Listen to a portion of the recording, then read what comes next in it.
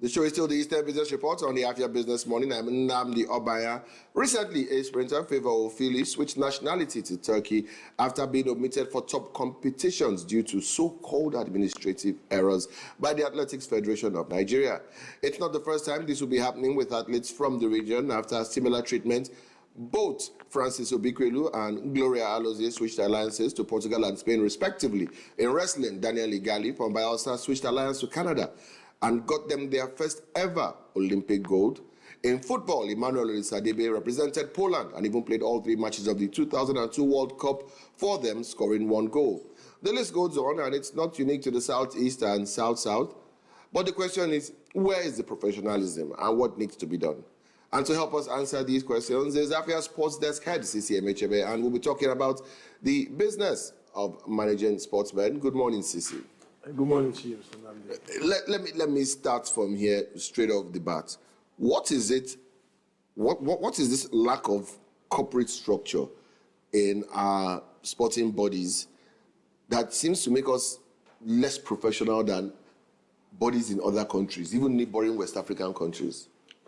Well, it's really sad because, first of all, thank you for having me on the show. This is, I think, in terms of structure, in a way, I think in terms of the content, the crux of the matter, it's almost like a follow-up of the discussion that we had here, in the build-up to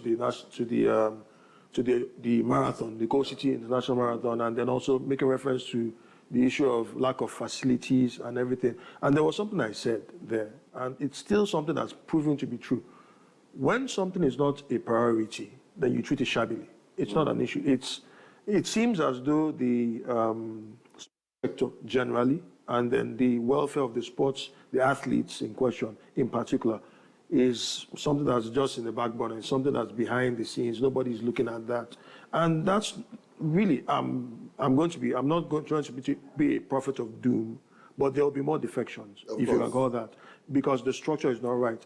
It's not a priority. When you talk about the sporting structure, if you put a sporting structure and a system in place, it's because you understand the purpose of sports, you understand the viability of the sporting sector and what it can do. We've seen how sports is a big thing, a big deal in different parts of the world, especially those who do not play with it. They know that the issue of dragging tourists, increasing tourist attraction, getting more people to invest in the sporting sector is something that goes on everywhere. Sports is a key component of the IGR, that's the IGR of countries and economies. Yeah. So if it's invested in, you're going to get returns. But people seem to lack the foresight in this part of the world. That's why that brain drain is going on, sadly. And Favour Ofili's case was just the latest of, that matter. And I think I even heard somebody saying something out of panic. I would say it's panic, saying, what if Toby Amuso decides to toe that same line?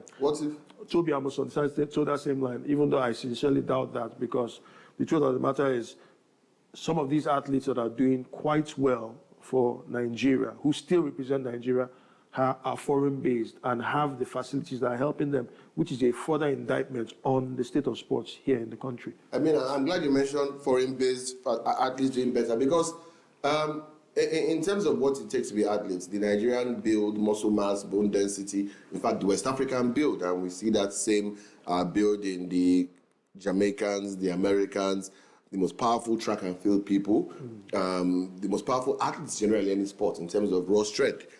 We have all that, but yet we are not a powerhouse, a global powerhouse in any sport. This is despite the fact that we've had both Samuel Peters and Anthony Joshua in recent times of Nigerian heritage. Why is it that we have all the material?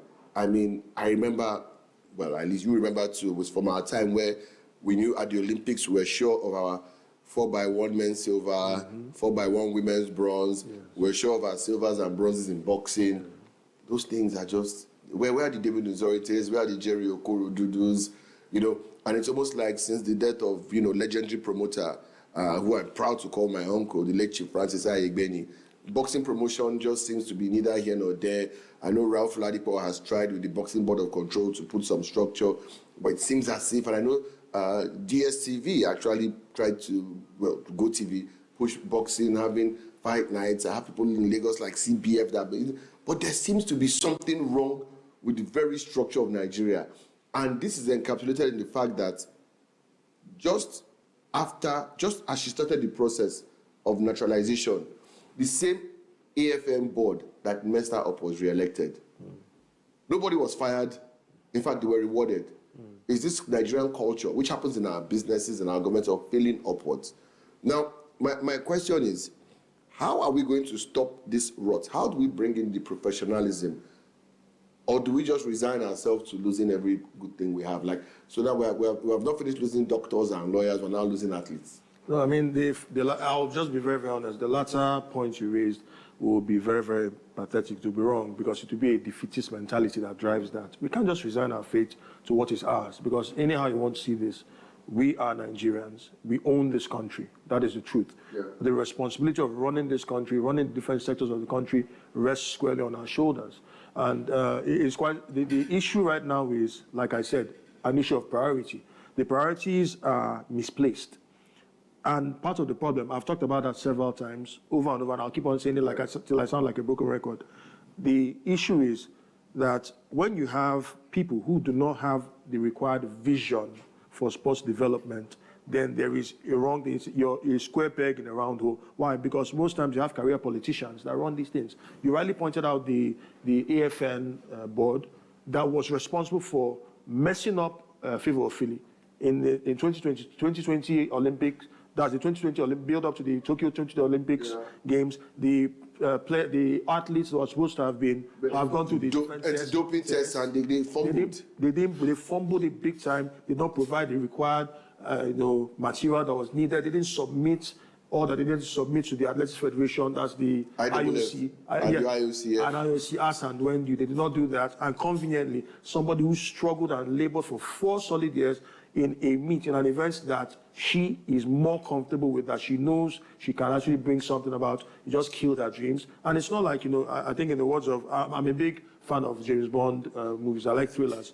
But there's one James Bond character, a James Bond villain called Goldfinger, or a Goldfinger. Now, he said something once. He said, once is happenstance, twice is coincidence, thrice is enemy action.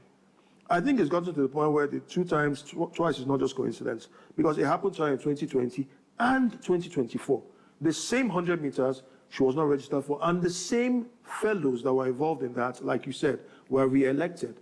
So it just tells you, look, it tells you that the system, I'll just say the system, is enabling a culture of impunity, a culture of mediocrity, a culture of nepotism, a culture of should I say blatant corruption? Let's put it that way. Yeah. And obviously, Favour Ofili is just 22. She will turn, I think, 23 on December 31st. So she's still young. She still has her bright future ahead. Yeah. And I'm sure she must have done her consultations. She obviously, you mentioned Gloria Alozi. Yeah. Before we had Toby Amusa, there was Gloria Alozi. I mean, her own case was pathetic. She was representing Nigeria, and a vehicle killed her fiancé during, and there was no help. She struggled to bring the cops back.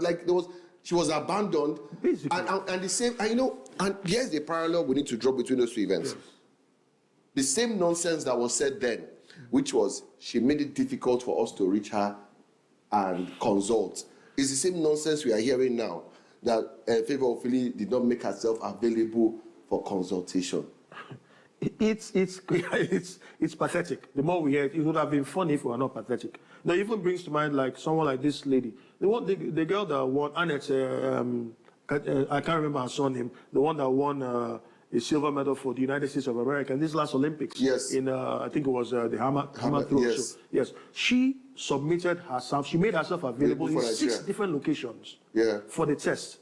The tests were not carried out, and she was just abandoned there. Now, when you see that culture of anyhowness, like we say in this part of the world, naturally people use their tongue and count their teeth. Yeah. So really, this is a case of the system failing the athletes. You mentioned names. There's a long list. Oh yeah. Very long list. Florence Umo Odo. So I think she switched in 1995. 30 years now. I remember it vividly. And she even made an emphatic statement that her children, who are also into athletics, will never, those who was never represent Nigeria. I mean, we saw Emmanuel Olisadebe turned away from Nigerian camp, going to the camp and turned away because he didn't have an NFF maybe an FF letter. And you know this thing, as somebody who's involved in football academy, I can tell you, you take players for trial at under 17, under 23, or when they have the open camp. You bring your academy boys, go and test yourself against the best. And then you see people come in there, state FA chairman from State, state FA chairman, and they're coming with letters from who? And they're asking you at the gate from who? And you see people who are much older.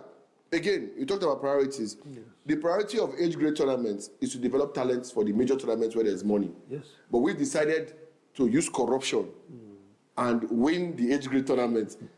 And you know, this is a conspiracy theory. I think the Europeans know, and they're happy to let us cheat at that level. Because we are bringing overage players to develop their kids. Yes. They're using us as training fodder. Yes. By the time we get to the level where there's real money in football, our players will be burnt out and old, and we would have trained their players well to be world beaters. That's what I think. And I think I took the same line.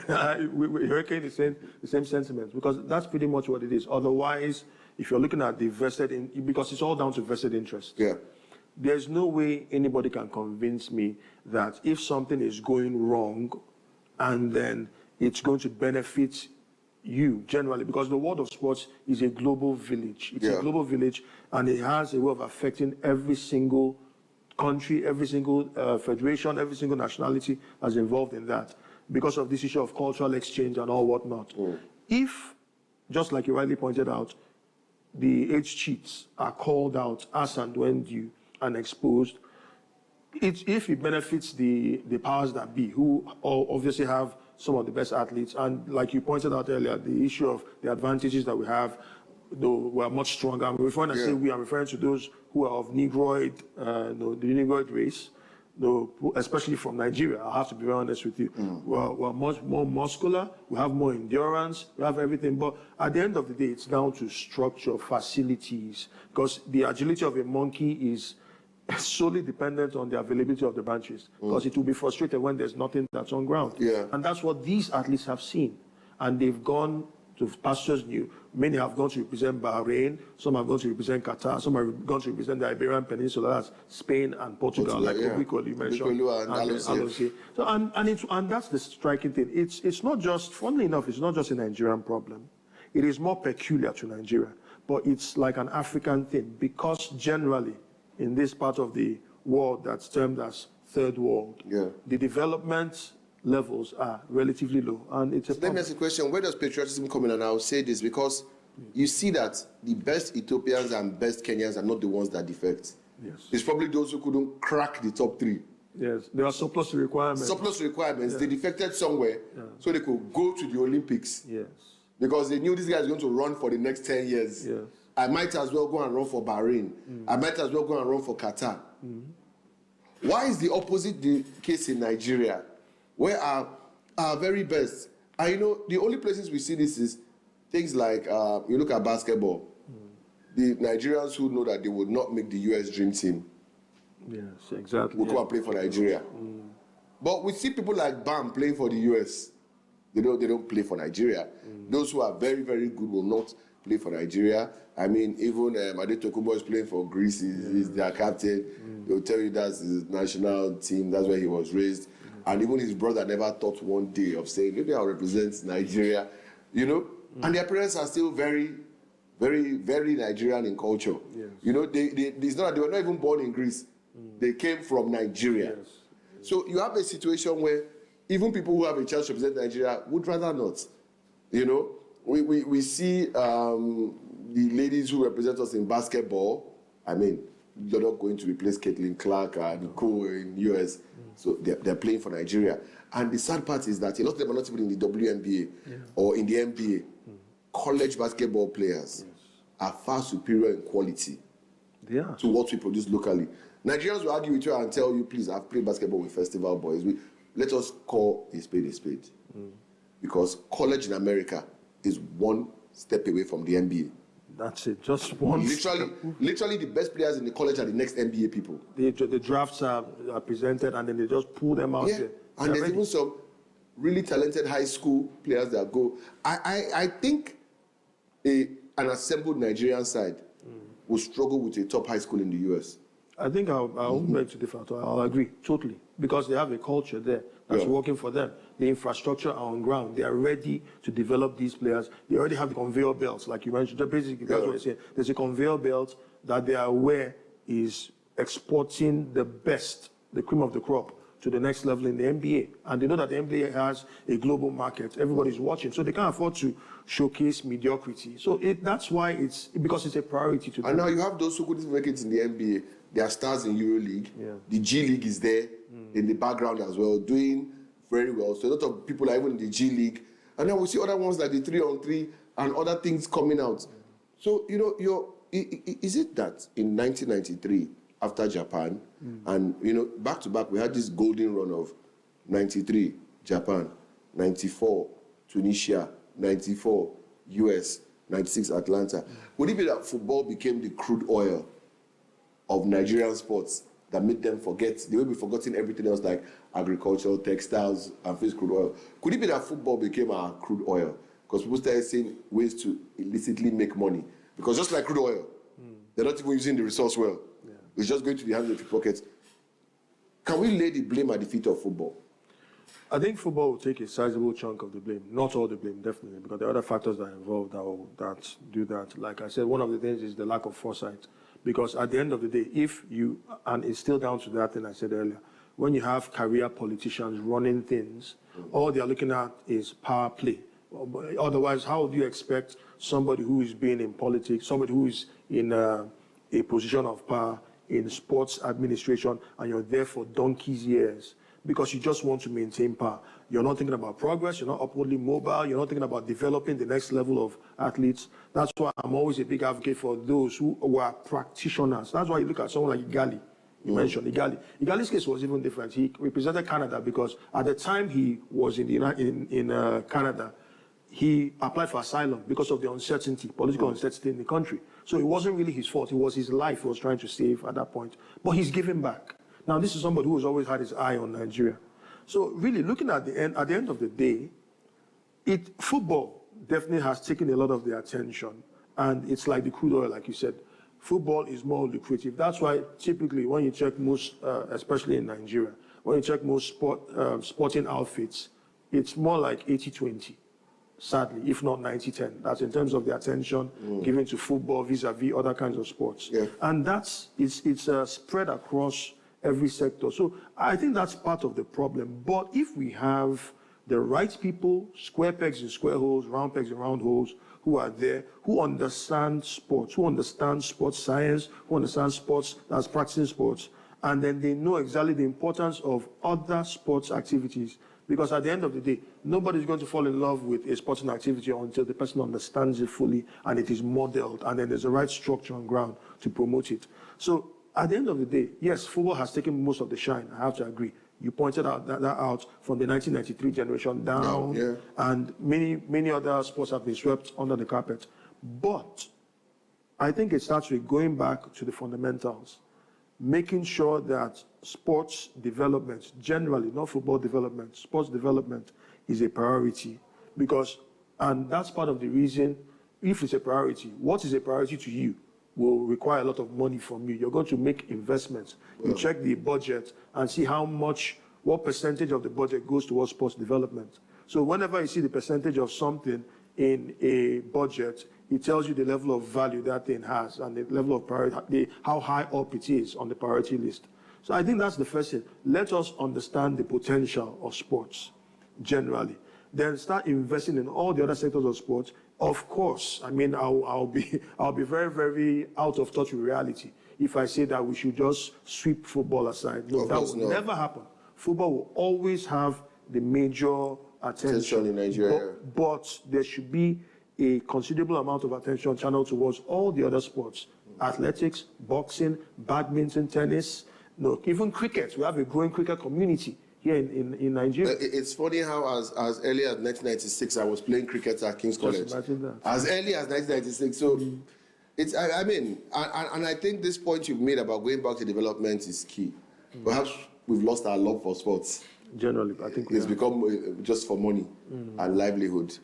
Maybe we've become the Brazilian national team of countries. We've lost our flair. We've lost our style. Well, just a feeder team, basically, I think, because people are trying to survive, trying to make a name for themselves. And which brings us back to that issue, patriotism. You talked about patriotism. Where do you draw the line between patriotism and pragmatism? Because many of these athletes are pragmatics. They are athletes. Yes, some will say, okay, you're a Nigerian first before being an athlete. I agree. But you will make Nigeria proud with your platform. If you don't have a platform, nobody will know you. You'll be a Nigerian all your life, but you'll only be an athlete for a few years till your body tells you no more. That's it. I think it's a discussion that will still continue and we'll have to. You can never have enough time to talk about the issues of Nigeria. Never. Thank you so much for being here this morning. Of course, you can catch Ceecee if you're in Enugu on Afia 99.3 FM every morning at 7:15. 7:30. And of course, on Saturday mornings at 10:30 a.m. on Afia 254 DSTV, Go TV 17, Free TV 748, Afia Sports. You can watch him. And will I call him your academy presenter, your feeder presenter? I would say that. That's all we can take on the Eastern Business Report. But Afia Business Morning is not yet over if you're in Dole. Market Pekin is ready to take you into the market. See the traders, see the products. Our market comes up right after this. Stay tuned to 254 on channel 254 DSTV, 17 on Go TV, and of course 748 on Free TV. Till I see you at 10 a.m. tomorrow for another edition of the Afia Business Morning. I'm Nnamdi Obaya saying have a very profitable business day.